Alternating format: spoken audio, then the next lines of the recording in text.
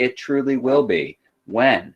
It's now. Fantastic. Russia and the spread of Eastern Orthodox Christianity. It is Friday. It is 9/18, and we are going to rock and roll, my cherubs. So, the beginnings of Russia. So we're going back in time. Well, actually not too far back, because Justinian was 527 when he became emperor, but we're around 500. And we have people called the Slavs moving near the Volga River. And of course, people always move near rivers because you can fish, you can hunt, because animals go there to eat the fish and drink the water. And of course, you have transportation. And what happens is the Slavs start going, taking more land, expanding out. And so we have land east of the Volga also being controlled. And then by 800, we have these Slavs who are now calling themselves the Rus, which we now call Russians. And they make lots of towns because, of course, they like to trade. They want to make money. Everybody. That's a common thing through history. People are like, how can I make the moolah? How can I make the moolah? And they do it, and they trade. Because there's so many animals, they trade furs. They have lots of honey bees and things like that. So they're like, oh, honey is great. Because let me tell you, that goes a long way. People love trading getting honey because it is sweet and delicious. Yes, I could totally Winnie Pooh a jar of honey, and that would be delicious. That's just when you eat it straight. Yes, I know. Don't make those faces that I know you're making behind your cameras. And there were lots of trees. Because remember, the Eastern Roman Empire was filled with lots of these things that Alexander the Great made everywhere. Who can please remind me, what are those things that Alexander the Great made everywhere all the time? And he usually named them after his favorite person. Who can please give it to me in the chat? Mia says cities. You're right. And now, when you think of a city, Blake, do you think of a bunch of trees? Well, maybe you think of Central Park, but in New York, but no. Cities are devoid of trees. And because they have all of these trees in Rus, the Rus, which we now call Russia, they trade with the Byzantine Empire down with the south. They're like, we would totally like some of your wood. And then they trade and everybody's happy. It's cool. They're going to use dog sleds to pull things in the winter with all of the goods. And what happened too is these the Vikings are going to start going and trading with the Russians. They're going to start marrying them, and that's how we wind up getting the Russian people today, from mixing with the Slavs and the Vikings. And some of these Vikings, we're going to talk a lot about the Vikings near the end of the year. They're going to go all the way from Scandinavia. They're going to sail down all of these rivers, and they're going to land themselves in Constantinople. And this is where we have one of the coolest things in all of Byzantine history. We have the Varangian Guard. Yes, it sounds like something out of Star Trek, but because they're the Varangian species. But we have the Varangian Guard, who are going to be like the emperor's bodyguards. And so, you think of the Romans, and they're all trim and proper. They've got their togas and all of this good stuff going on. And then right next to them are going to be one of these guys. That's right. They would have a big axe. Sometimes they'd have the big double-sided battle axe. But these wound up being the emperor's special guard. And the Varangian Guard is going to transform over time. Like I said, this is going to be at one stage of the Varangians. But yeah, there are going to be times in the earliest parts where they're literally going to have those comically large double-sided battle axes and cool things like that. I know. Isn't it great? Oh, it's so cool. All right. So now we get to the Kevian Rus. All right. Now, one of these Varangians says, you know what? I rule this place. And he becomes Prince of Novgorod. And, of course, we get great names like Oleg, and they're going to wind up starting what is called the state of Kiev. Kiev is currently the capital of Ukraine, but for history purposes at this time, Kiev in Russia that we call today, are going to be one with the Kevian Rus. All right. And so we have this great location because we have all of these forests north of it. Poland used to just be a bunch of trees practically. And we have all of these mountains. And then we have the Asian steppe, which are these flat plains. And it's kind of like a natural roadway, a natural highway. We're going to have all of this trade going through, and they are right on it. And just like how Constantinople was right near some tradeways, this is going to make the people of Kevian Rus extremely rich. They're going to be able to go out, tax people on trade. They're going to be able to go and get lots and lots of products, become the middleman, and make lots and lots of money.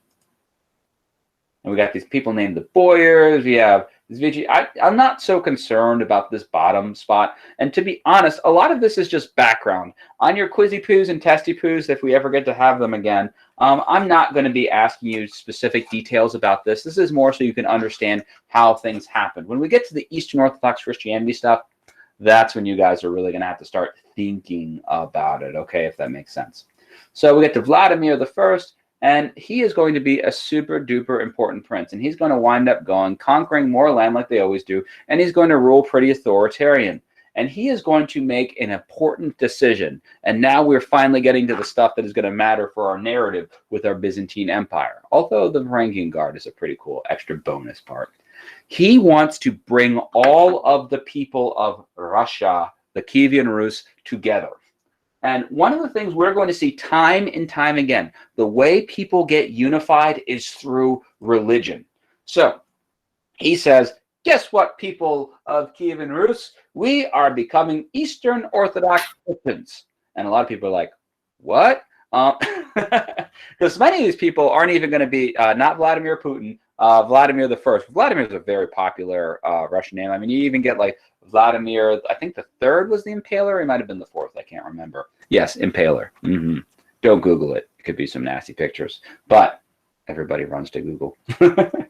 He goes and wants to bring all of the people together and goes and thinks, wow, Eastern Orthodox Christianity. It's so nice. We have these beautiful churches. We go and have all of this ritual. And what's really kind of crazy is he had people, because Islam had been spreading at this time. So he has people from Muslims coming and going and saying, hey, you should convert your people to Islam. He has people from Western Christians, and then he has Eastern Christians coming. And they're all saying, you guys should believe what we believe.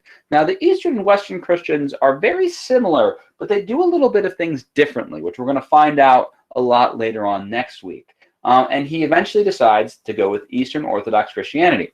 And like I said, he was a strong ruler. So it wasn't that he said, I'm going to be Eastern Orthodox Christian. He says, guess what? You all are going to be Eastern Orthodox Christian. Because that's how it was back then. Literally, your leader said, this is what you will believe. And the people said, yes, sir. So, and he would go to all of the towns, basically, and he would have them baptized. It did not matter what you thought about it. Everyone had to go. Either jump in the river or they had the holy water and then baptized everybody into Eastern Orthodox Christianity. And we're going to have these people called Saint Cyril and Saint Methodius who are going to be going and teaching people what Christianity was or is for them. So they're going to be the most important people for the Saint Cyril and Saint Methodius. And this Saint Cyril is the guy who we really have to remember, okay? He's going to be a way big deal. And after he baptized everybody, he had every town build a church. And then those boyars, those rich landowners that we mentioned earlier, and I said don't really worry about them so much, since they were the rich, he said, okay, you guys are going to send your sons to school, so that not all of your sons, but send like a son or two sons, and they're going to become the town priests. And Saint Cyril is then going to do something awesome for the people of Russia, and really it's going to wind up influencing tons of people. He is going to create the Cyrillic alphabet, which is going to be the Greek alphabet. Well, not quite the Greek. It's going to be the Russian alphabet. It's going to look similar to Greek, but not entirely the same. So he's going to create the Cyrillic alphabet, and this is going to be a huge moment of history. You have to know about Cyrillic because it's going to wind up going and having people able to read. And reading meant that you could read your Bible. Reading meant that you could spread information. Reading made the Kevian Rus a even bigger, awesome civilization. So here we can go see we have the old Roman territory, and they're going to wind up be trading. We're going to see that Novgorod, Kiev are going to be key important spots on these trade routes. So the Cyrillic alphabet, like I said, this is the big thing for you to know. Yes, this is Cyrillic right here. I know some of you are probably right now thinking, I want to write all of this down, which I guess you could, or you could just go back and look at the PowerPoint later. But in class, I totally know some of you guys would be like writing it down right now. So this is Cyrillic, which some things look the same, like our A's. Look how similar they are. The B, it's like, okay, that's kind of close. What? V, the V sound is next, and it looks kind of more like our regular B. Cray, cray. And then we see things just get more and more wild. Cyrillic is not a one-to-one with our Latin alphabet. See, we have this thing that kind of looks like an E. It's the yo kind of sound. And this one that looks like, I don't know, a cave that grew an extra leg or something like that. It's a z kind of sound. So it's pretty cool. Anyways, they make the Cyrillic alphabet so that people could read the Bible. All right. So we have it so people can read the Bible. And what's going to happen is this is going to just keep some more and more changes going through. There is one other slide, but I'm going to omit that, and we're going to just do that slide later on next week because this is already, I threw a ton of information at you. I spoke really quickly. So what I want to know as I am turning off this recording, what are your questions that you